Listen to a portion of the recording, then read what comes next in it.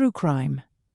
George Floyd and the 9 minutes the world could not unsee. Street corner that changed America. A Minneapolis street corner. Memorial Day evening. A man is pinned to the pavement while strangers, then a teenager with a phone, begin to understand that something is going terribly wrong in front of them.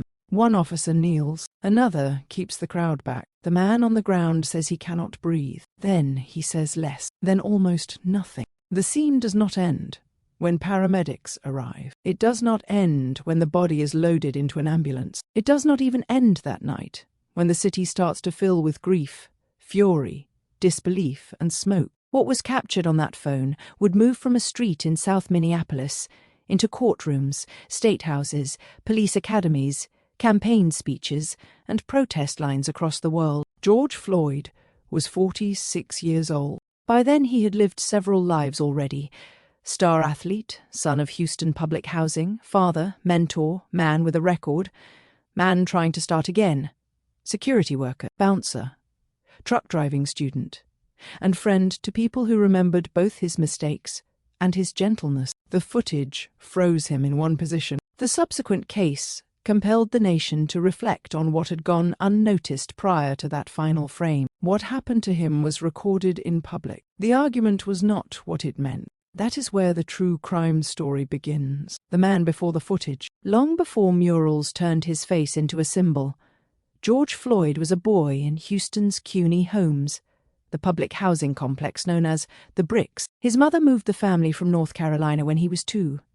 Friends remembered a child carrying both the stigma of poverty and the size that made adults notice him early. As a second grader, he wrote that he wanted to be a Supreme Court justice. At Jack Yates High School, he became a standout tight end and played in the 1992 state championship game. Coaches and teammates remembered a big man with a soft center, someone they called Big Friendly. The life after that was less clean. He left for junior college, spent time at Texas and Kingsville, then drifted back to Houston. Jobs came and went, so did chances. He served prison time after an aggravated robbery case. Friends later said those years cost him dearly, but they also said something in him changed afterward. He became, in the language of the neighborhood, an older head others listened to. He posted videos urging young men to put guns down. He asked teenagers about school and their mothers and grandmothers. He was also the father of 5 children, carrying bills, obligations, and the drag of a past that never fully loosened its grip. In 2014, he left Houston for Minnesota, looking, as a friend put it, for a fresh start. In Minneapolis, he worked security at the Harbor Light Center, then at Conga Latin Bistro, while trying to move toward truck driving. CO workers described him as protective, funny, awkwardly playful, and careful with women leaving work late at night. By the spring of 2020, the pandemic had knocked out his club job. On Memorial Day, he was out of work again, in a city that did not yet know his name. Memorial Day at Cup Foods. South Minneapolis on May 25, 2020, was not yet a historic site. It was a neighborhood intersection with traffic, a corner store, and people going about the slow routines of a holiday evening. Floyd was with 2 other people when Cup Foods employees accused him of using a counterfeit $20 bill to buy cigarettes. What began there was not, at first glance, the kind of police call that enters national memory. That is one reason the case carried such force later. The gap between the trivial starting point and the fatal ending was almost impossible to absorb. By then, Floyd was in a precarious stretch of life. He had lost work during COVID. He was still trying to hold together a future that had never been stable for long. The store clerk, who accepted the bill, later testified that he thought the note looked fake, but also believed Floyd probably did not know it was phony. He considered letting the store deduct it from his wages. Instead, the matter went to a manager and then to police. That small chain of ordinary decisions is what makes the next part so difficult to read cleanly. Nothing about the call itself suggested a death scene was about to form on the asphalt outside. The terrible horror of the case is not only what happened, it shows how little had to happen before the machinery was set in motion. The call over a $20 bill. Police were called over suspected counterfeit currency but almost immediately the scene widened beyond the bill. Officers approached Floyd in a car outside the store. Body camera and surveillance evidence, later shown at trial, captured a frightened, distressed man confronted at gunpoint. Witnesses described him as anxious and overwhelmed. The legal fight that followed would center less on whether the bill was fake than on why an encounter over a non-violent suspicion escalated into prolonged force against a handcuffed man on the ground. That shift matters. A minor suspected offense became the entry point to competing narratives about compliance, fear, police training, intoxication, medical distress, and race. Defense lawyers would later lean on Floyd's drug use, heart disease, and physical agitation. Prosecutors would argue that whatever his condition, once he was handcuffed, pinned down, and in obvious medical trouble, the officers had an obligation to stop using force and start preserving life. The case turned on that difference. Not on whether Floyd was an easy arrest, but on what police are allowed to do after control has plainly been established. And once the officers took him to the ground, the argument stopped being theoretical. A clock had started. 9 minutes and 29 seconds. The most famous number in the case is not a badge number or a statute. It is a duration. Court records later fixed the restraint period at approximately 9 minutes and 29 seconds, from the moment Floyd was placed prone until Derek Chauvin lifted his knee from Floyd's neck. At that time, Floyd was handcuffed. For part of it, 2 other officers helped restrain him. Tutau kept back the bystanders who pleaded for the officers to stop. By the final stretch, Floyd was motionless. Chauvin refused to provide aid and did not allow immediate aid before paramedics took over.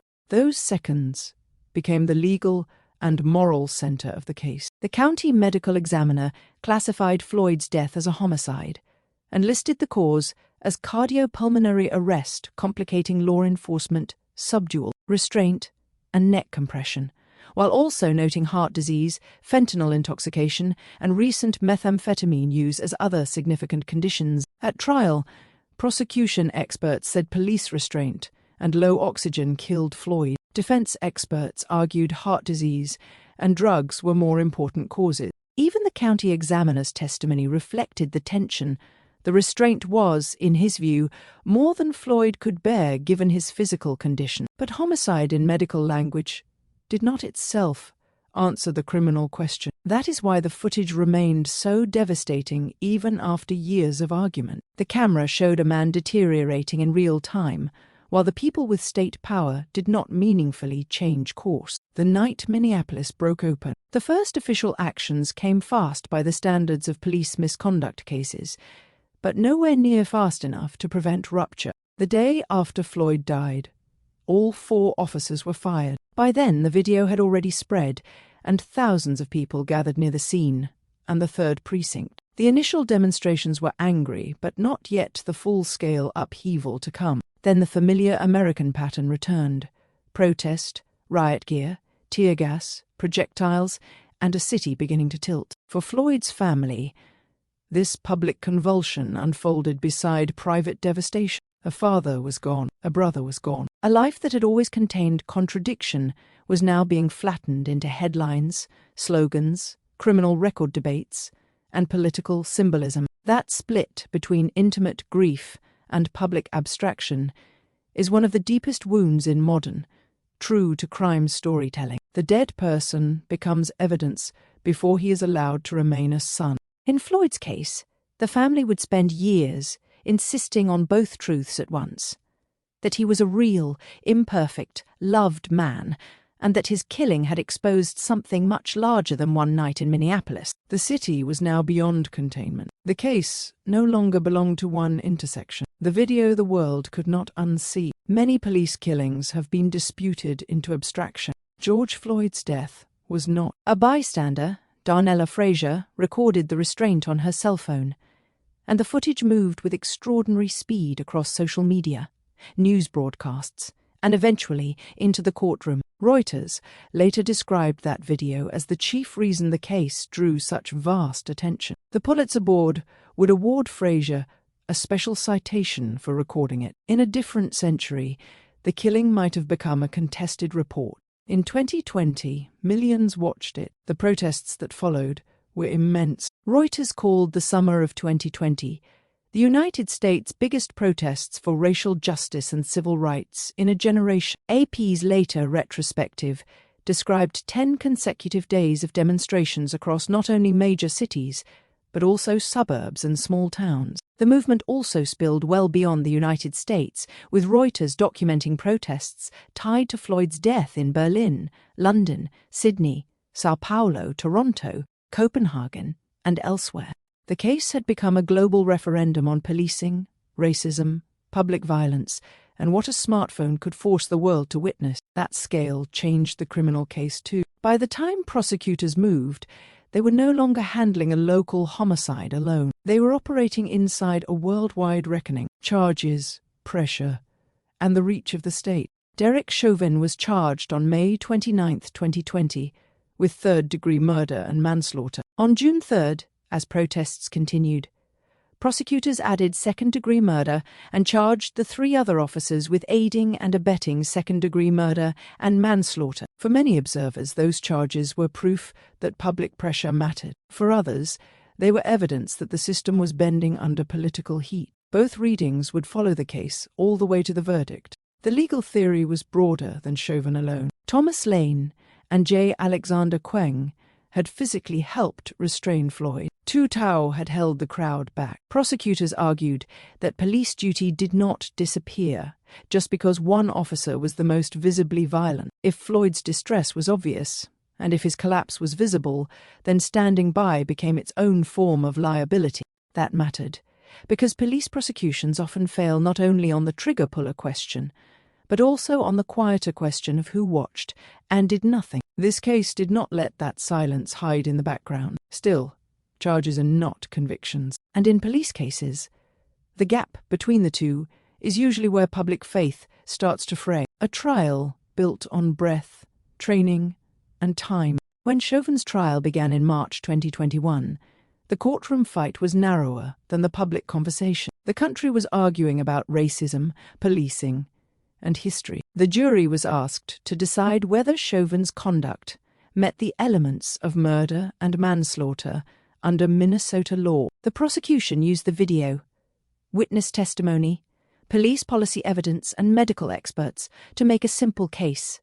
Floyd was handcuffed, subdued, plainly deteriorating, and denied the care any reasonable officer should have recognized he needed. A police use of force expert testified that once Floyd was prone and cuffed, the force no longer served a legitimate policing purpose. The defense pressed in the other direction. Floyd had heart disease. He had fentanyl and methamphetamine in his system. He had seemed panicked before he was on the ground. Defense experts suggested arrhythmia or other medical factors, not the knee restraint alone, caused the death. That is what made the medical testimony so central. Prosecution doctors said Floyd died from police pinning him down and restricting his breathing. The county examiner stood by homicide, even while acknowledging other significant conditions. The trial was not built on one clean forensic sentence. It was built on whether the full record, taken together, left room for reasonable doubt. The jury had seen the same images as the world.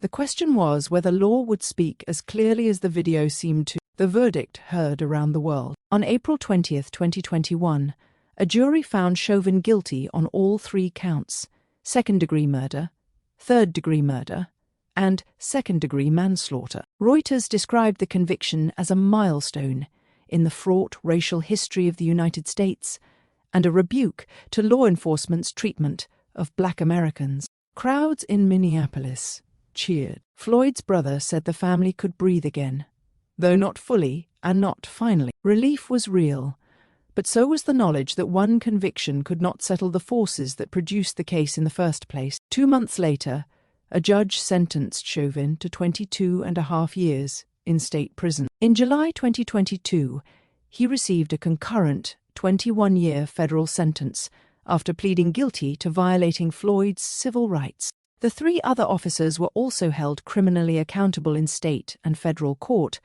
Lane received a 2.5-year federal sentence and agreed to a 3-year concurrent state sentence. Kueng later received a concurrent 3.5-year state sentence after his federal term, and Tao was sentenced in 2023 to 4.75 years in state prison. Concurrent with his earlier federal sentence, that full sweep of liability mattered. It told the public that the state did not see the death as the isolated act of one bad minute by one bad man. But verdicts do not end stories like this. They merely move them into another register. Appeals, reform fights, memory, backlash, and the slow, hard question of what actually changed. Derek Chauvin, after conviction. Some notorious defendants try to re-enter public life through interviews, grievance tours, or ideological reinvention. Chauvin's public afterlife was different. It unfolded through court filings, sentencing hearings, and prison updates. In December 2021, he pleaded guilty in federal court to violating Floyd's constitutional rights. In April 2023, Minnesota's Court of Appeals upheld his murder conviction. In November 2023, the U.S. Supreme Court declined to hear his appeal. Those milestones did not revive the public argument, so much as confirm that the basic criminal judgment against him was holding. Then came the prison attack. In late 2023, Chauvin was stabbed by another inmate at a federal prison in Arizona. Authorities later charged that inmate with attempted murder. In August 2024, AP reported that Chauvin had been transferred to a federal prison in Texas. None of that altered the verdict or the facts of Floyd's killing, but it showed that even after conviction, the case retained a strange national voltage. Chauvin was no longer a police officer, not a celebrity, not a free man shaping the story in public, yet he remained a figure onto whom rage, symbolism, and the unfinished arguments of 2020 were still being projected. There was no clean ending here. There was only a narrowing corridor from trial to imprisonment, with the country still looking over his shoulder toward the larger institution that had produced him. Federal civil rights cases and the fight over reform. The criminal cases did not stop with Minnesota murder law. In February 2022, a federal jury convicted Tao, Queng, and Lane of violating Floyd's civil rights by failing to intervene and by showing deliberate indifference to his serious medical needs. Chauvin had already pleaded guilty to his own federal civil rights charges. Those cases mattered because they reframed the killing not only as a homicide, but also as a deprivation of constitutional rights under color of law. They also established a broader institutional record against all four officers. Then the federal government widened the lens further. In June 2023, the Justice Department announced that Minneapolis and its police department engaged in a pattern or practice of unconstitutional and unlawful conduct, including excessive force, discrimination against Black and Native American people, violations of protected speech rights, and discrimination against people with behavioral health disabilities. In January 2025, the city approved a federal consent decree built on those findings, but in May 2025, the Trump administration abandoned the federal oversight effort, and a judge dismissed the proposed decree. Minneapolis says it will keep implementing the reforms anyway. The mayor signed an executive order in June 2025 to continue them, and a separate state settlement, approved in 2023, remains active with an independent evaluator. In practical terms, that means Floyd's case produced both accountability and an object lesson in the limits of federal reform, even after historic findings. Long-term enforcement can turn on politics, timing, and which legal mechanism survives. That may be the most uncomfortable truth in the entire case. The evidence can be overwhelming. The verdict can be guilty. The reforms can still remain contingent. Why this case still matters. George Floyd's case still matters because it sits at the intersection of three things true crime rarely captures at once: a fully human victim, a fully public death, and a system that could not pretend the evidence was hidden. The video forced millions of people into the position of witness. The trials forced courts to translate that witness into criminal accountability. The years after forced the country to confront how much harder it is to turn a conviction into durable institutional change. Reuters reported 4 years after Floyd's killing that comprehensive police reform remained slow and uneven. Congress never delivered the broad transformation many expected in 2020. Local and state measures moved, but not enough to make the case feel concluded. It also matters because Floyd himself resists reduction. He was not a saint, and he did not need to be. He was not a perfect victim, and the law does not require one. He was a man who had stumbled, tried to change, cared for people, frightened people, made bad choices, made tender gestures, and was entitled, in the final minutes of his life, to something basic and non-negotiable from the state: not to be killed while handcuffed on the ground over a suspected low-level offense. That is why the case endures, not because it was abstractly tragic, but because it was specific, visible, and clarifying. America saw exactly enough to know what it could no longer honestly deny. And once a country has seen that much, forgetting becomes a choice.